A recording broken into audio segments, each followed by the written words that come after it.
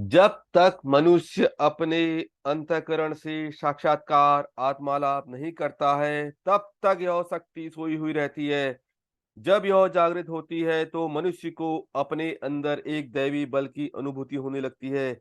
दोस्तों, आज हम आपके लिए लाए हैं सफलता की कुंजी का 7वां अध्याय आत्म प्रेरणा। तो आज हम इस अध्याय का 7वां चैप्टर को संबोधन कर रहे हैं।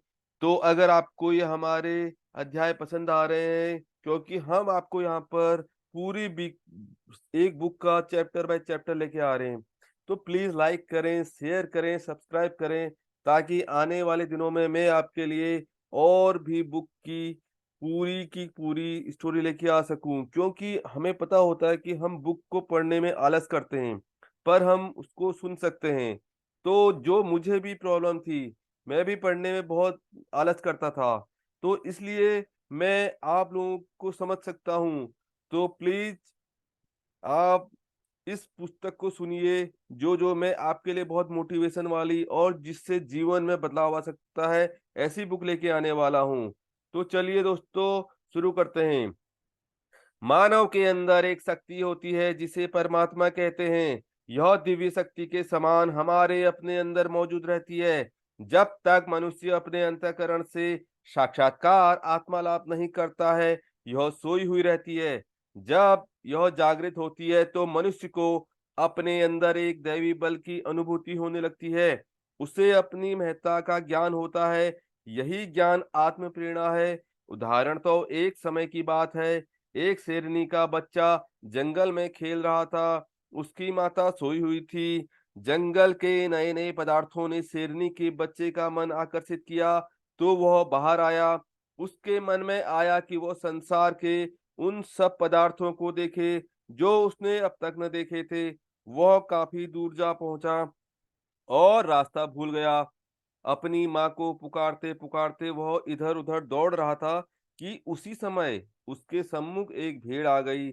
उस भेड़ के बच्चे कुछ दिन पहले ही मरे थे। सिंह शावक को रोते-बिलखते देख ममता की मारी भेड़ उसे अपने घर ले आई और उस शेर के बच्चे को दुलार से पालने लगी। दिन बीतते गए और भेड़ का प्रेम उस पर निरंतर बढ़ता गया। कुछ समय बाद वो सिंह शावक भेड़ से भी ऊंचा हो गया। वह उसे देखकर कभी-कभी डर भी जाती थी। अकस्मात एक दिन उस वन में एक शेर निकला। वह पर्वत की चोटी पर चढ़कर गरजने लगा।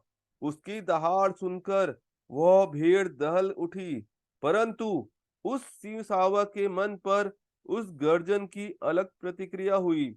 उसके मन में सागर की तरह कुछ उमड़ने लगा।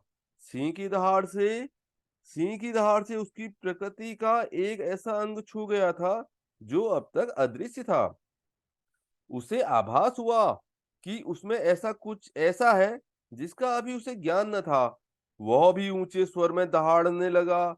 अपनी भेड़ माता की ओर अपनी भेड़ माता की ओर एक दृष्टि डालकर उसने छलांग लगा मारी और उस सिंह के पास पहुंच गया। बहुत दिनों के बाद उसे अपने वास्तविक रूप का ज्ञान हुआ। उसने तो अपने आप को भेड़ का बालक ही समझ रखा था।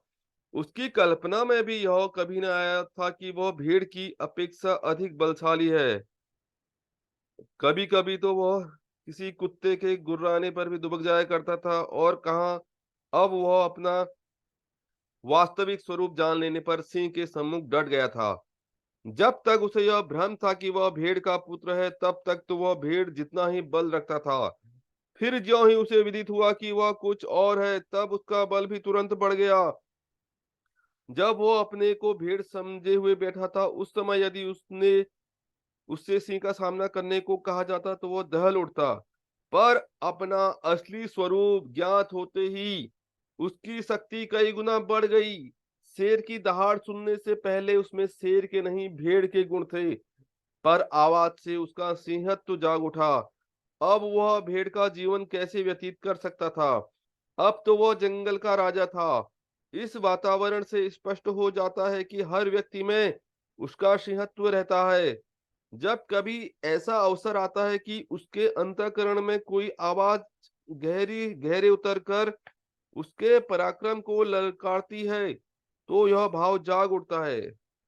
फिर उसे अपनी अवस्था पर आश्चर्य होता है। अपनी महत्ता का ज्ञान होते ही वह सिंह की तरह दहाड़ने लगता है।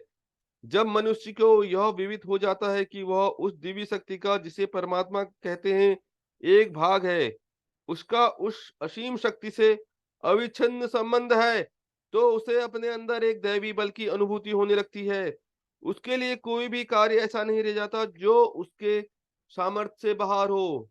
फिर उसकी निर्बलता आमूल नष्ट हो जाती है और ईश्वरीय शक्ति उसके अंग अंग में, उसकी अंतरात्मा में आ जाती है और मनुष्य को सफलता की कुंजी मिल जाती है। गंदे मोहल्लों के निवासी, अन्नहीन वस्त्रहीन बच्चों में जाने कितने देश के भावी नेता छिपे होंगे। उनकी क्या गलती? केवल यह कि उनको अपनी शक्ति का पता ही नहीं है कि भविष्य का महान मानव उनमें ही छिपा हुआ है। यह तमाम लोग जो आज बड़ी साधारण दशा में हैं, कोई क्लर्क है, खानसामा है, चपरासी है, भिखारी है, कल को महापुरुष भी हो सकता है।